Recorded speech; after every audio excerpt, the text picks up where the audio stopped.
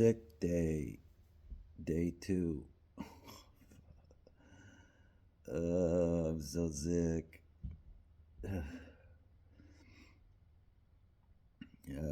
man. Rejection has a way. It works. It really works.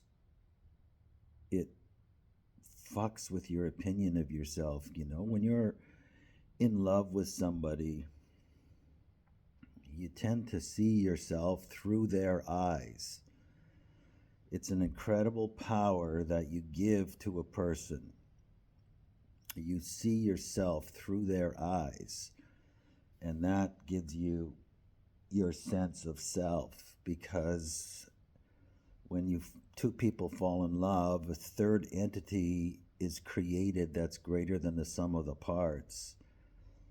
There's the woman, the man, and then there's the union, which is a third entity, a living entity. And that living entity provides identity for both people.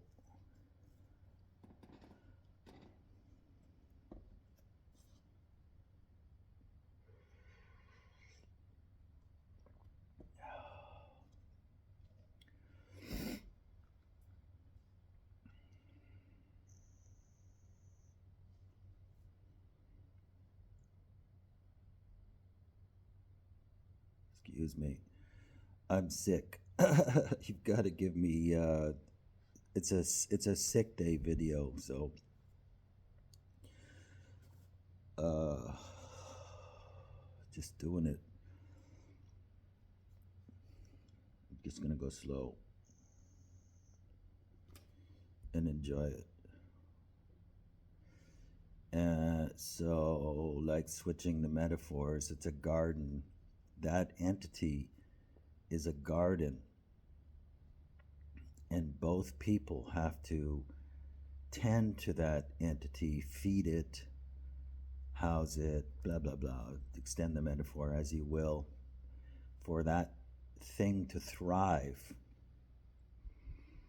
And typically, what happens is one of the two get lazy or take it for granted, or they're being given such a confidence boost by what the other person is pouring into that entity, that they make the fatal mistake of believing they're all that in a bag of chips. Like they make the mistake of they make the mistake of introducing a power dynamic, so that they then start assessing who's on top, who's on bottom, who's getting taken advantage of, who is being right, who's ruling the roost.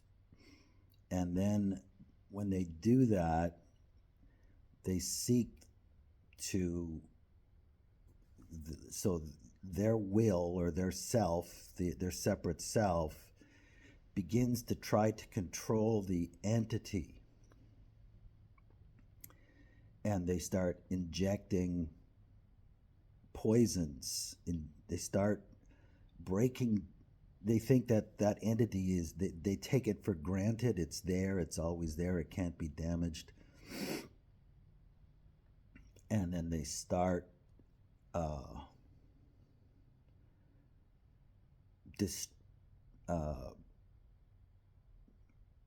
what's the right word? Enslaving the other person to their will. And the other person, not really, typically the other person has no power dynamic, has a better understanding of what love is, that love is in fact mutual submission, mutual admiration club. And so what they do, what they tend to do is they overcompensate. The other one is injecting toxins into the entity that is their love.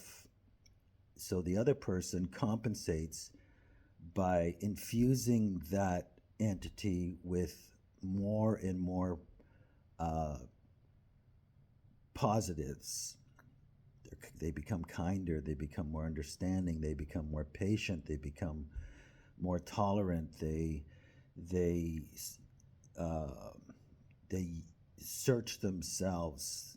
They do more heartfelt introspection, searching for the imperfections, behavioral imperfections in themselves to try to compensate and to make up for the lack, the messages that they're receiving. They take seriously, and then it starts to teeter. It becomes one-sided.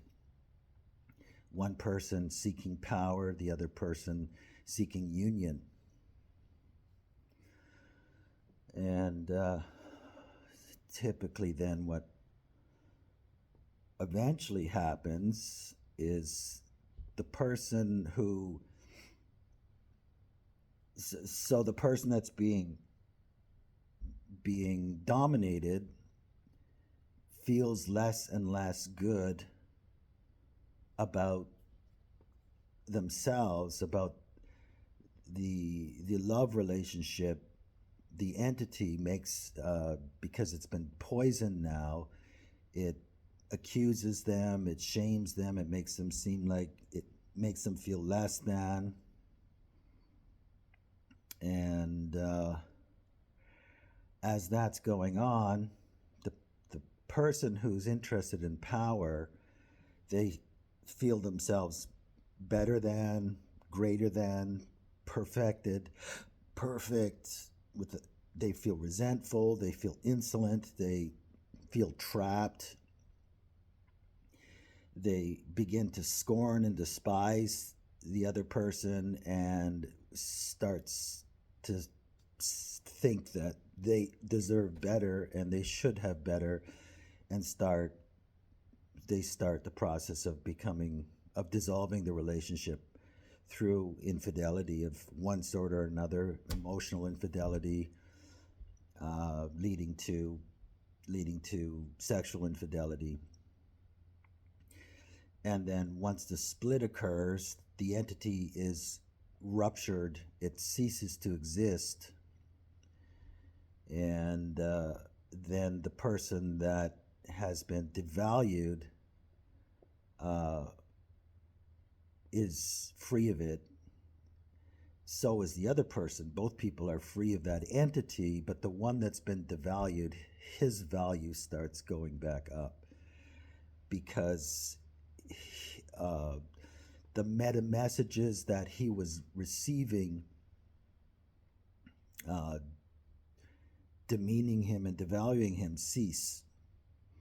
And so he's, of course, he is depleted, gutted, looking around, looking at the landscape of his ruin, but his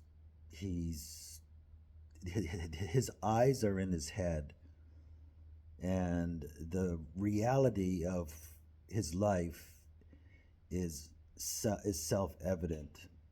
On the other hand, the other person who has suddenly lost that infusion of validation, superordinate validation, because her ex was compensating for her lack, suddenly her value starts going down because she has severed the connection that was providing her with this meta validation that allowed her to believe she was all that in a bag of chips, without, she believed that because she was being fucking lazy and wasn't tending to the garden, but allowing her her lover to do all the work while she sat there and lounged on her lounger and, took phone calls from other men.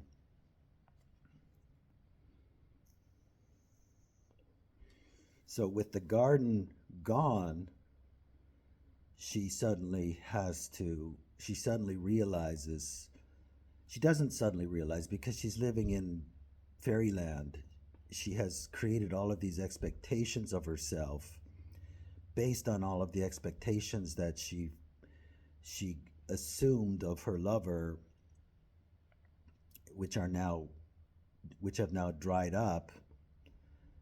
But because she has this ridiculous high opinion of herself, unrealistic opinion of herself, with nothing to feed it, nothing to validate it, she enters into a phase where nature conspires to correct her behavior, where she wouldn't self-correct, she wouldn't self-reflect, and so she enters into a stage of devaluation. The roles reverse when the love bond is broken.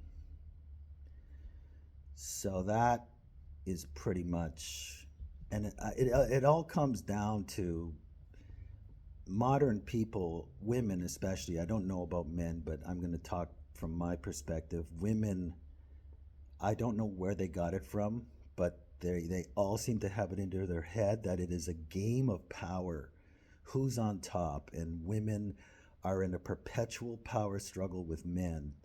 They naturally see that we are more aggressive, we're more dominant, and rather than that making them wet, it makes them hostile and angry and aggressive.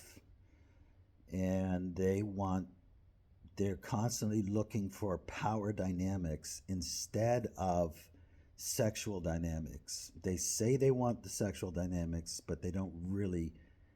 They've been screwed in their brain. And so instead of sexual dynamics, like Oscar Wilde said, everything is about sex, except sex. That's about power.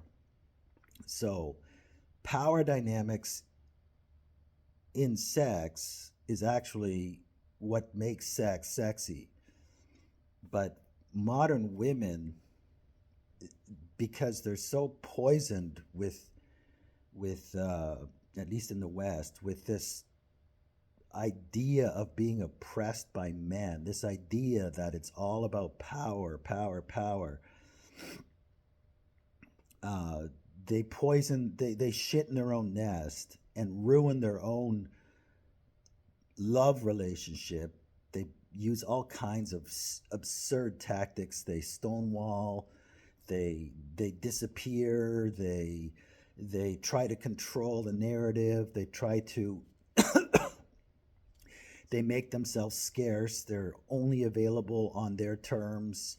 They don't, they're always sort of conscious of how much they're giving. So rather than being fluid in their giving, trusting in their giving, and then so giving freely and then stepping back and see if the man returns, they measure out parcels of their energy, their virtue, their heart, their conversation, their body, everything. And they're basically stingy. They what's that word? Niggardly. They refuse. They do not have a generous nature any longer. They do not. Men, by far, have a much more generous nature than women. Women are selfish, and they keep themselves to themselves as if they're the prize, and then men pour themselves out, lavishing themselves on their woman, and the woman, rather than receiving it with gratitude and then lavishing in return, they have this sense of entitlement, and they then look at that what a man is willing to give, how generous he is. They look at it as if with entitlement, as if they deserve it, and then see the man who is willing to be vulnerable and transparent in his expression of love, rather than seeing that as a gift from God that makes them wet and receptive. It makes them dry and cruel and filled with scorn and contempt. So they've put themselves, I don't know, because their mind's so fucked up, they put themselves in this position where they cannot be made happy.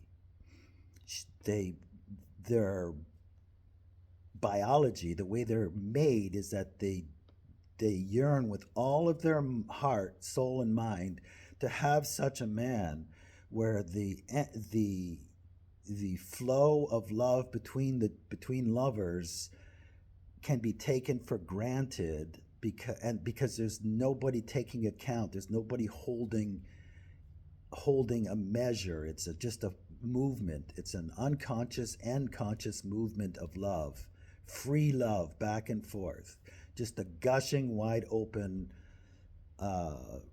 stream of consciousness and unconsciousness.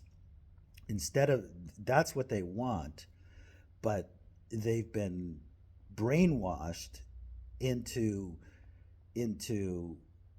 holding that in the highest suspicion, and then, without them really understanding it, then they set about trying to suppress it, control it, dominate it, and in so doing destroy their own happiness. This is what men have to deal with. It's not pretty.